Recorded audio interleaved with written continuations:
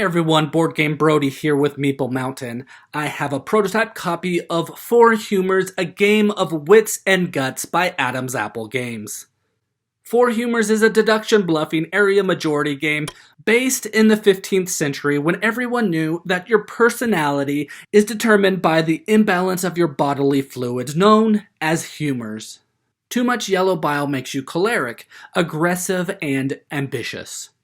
Too much blood makes you sanguine, friendly, and creative. Too much black bile makes you melancholic, introverted, and perfectionistic. Too much phlegm makes you phlegmatic, patient, and loyal. The kingdom you see here is filled with all types of these personalities. Players will need to prove that they are the best medieval pharmacists by influencing citizens throughout the kingdom so they can live out their lives' ambitions. Or lack thereof. Now, I'm going to show you the 4 things that you need to know about this game. Number 1 is the worker placement of your humor tokens. Players all have a bag full of 24 humor tokens of their chosen color. Everyone reaches in and pulls out 4 to start the game with. These are essentially your workers to place on the location cards. And there are 4 of these location cards for each round. Players will take turn placing one of the humours in their hand at a time, face down onto one of the 4 cards. Each potential circle space on the location cards lists 2 types of humours. The humour token that you place on that location needs to match one of the 2 humours listed on that space. After 2 of the location cards are fully filled up, the round ends and you will then figure out who wins each location. Now you're placing your humours because you're competing to win this location listed on that location card. And you want to plan out the locations that you want to win as you want to achieve the goals listed on these top 4 cards. Anyways, you will refill your hand to 4 humours each round by randomly reaching into your bag and pulling out a new humour token. Number 2, the hierarchy of the humours, or how you win a location card. After a round is over, all the humours on the location cards are then flipped over. You will then go through the hierarchy to determine who the winner is. The hierarchy goes like this. If there is one choleric or yellow, then it wins. But if there are 2 or more, then they all get discarded, or if no one played one, then you move on to the next humour. If there are 2 or more sanguines or reds, then they will win together. But a lone red is discarded. If no one has won yet, then 2 melancholics or blacks will win together. But 3 or more melancholics are discarded, and if only 1 black, then it will withdraw to be placed on the map after resolving the winner. If still no winner, and no yellow, red, or black wins, or if only 1 black has withdrawn, then all phlegmatics or whites win together.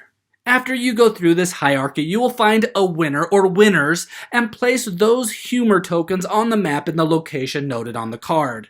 If there happen to be 1 black that withdraws, then that player can place it on the map in a location adjacent to the card's location following one of the paths. This hierarchy process is really the star in this game, because you're trying to deduce what other players might be placing and trying to place certain types of humours that will win you that location. Be the only yellow, or be one of the 2 reds with either no yellows or multiple yellows. Or be one of the blacks in a pair without having 1 yellow or 2 reds, or lastly place white, but making sure that there isn't just 1 yellow, or 2 or more reds, or 2 blacks.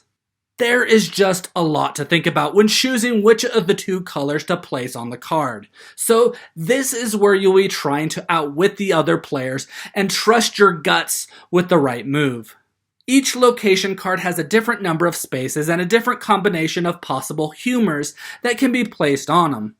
So if you think that white is last and they would most likely never win, well, you're wrong, because there can be plenty of ways for that to happen. And the same with all the other colors, but deduction and bluffing is huge in this game. Number 3, the midday and midnight parties. These extra ways to take over locations on the map should be part of your strategy. When it's your turn and you're placing a humor out, instead of placing it on one of the 4 location cards, you can place it on one of the locations on either your midday party board or your midnight party board, following the rule of matching your humor with a space that matches it. Whenever a goal is completed for the first time, players celebrate with their midday parties. These tokens will be revealed from everyone's boards, and the resolution of these works the same way as the resolution of the location cards, going down the hierarchy list to see who wins. The winning humors are placed on those locations on the board, hopefully to help complete a goal or two. When a player completes their second goal, players celebrate again by resolving their midnight party board, and they do this in the same way. During the game, you will be placing one of your humors either on one of the 4 location cards or on one of your midday or midnight parties board. This can and should trigger some more goals being completed, because after the midnight parties has resolved, the game ends, and you will determine the winner. This leads us to number 4. Those goal cards and the end of the game. So you now know that when a player completes 2 goals, it will trigger midnight party time and the end of the game. The midnight parties could, however, cause a player to complete additional goal cards. The player who completes the most goals wins the game. Because the goals are everything to win the game, let's check some of them out so that you can get an idea of what you might want to accomplish on the map.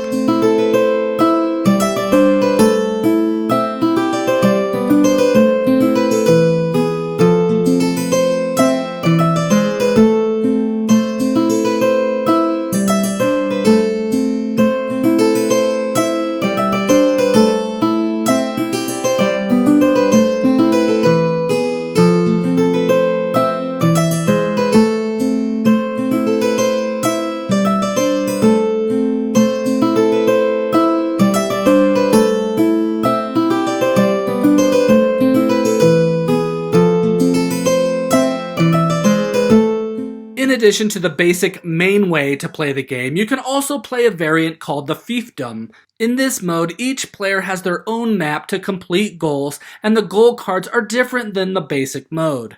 So you can play the game different ways, the way that you like to enjoy it. Again, these are the 4 things that you should know about this game before you back it, before you buy it, or before you play it. So make sure that you balance all the humors in this kingdom, becoming the best medieval pharmacist with your family and friends in Four Humours by Adam's Apple Games. Again, this is Board Game Brody. I hope you enjoyed this video. Stick around and check out some other board game reviews to see what you might want to get to the table.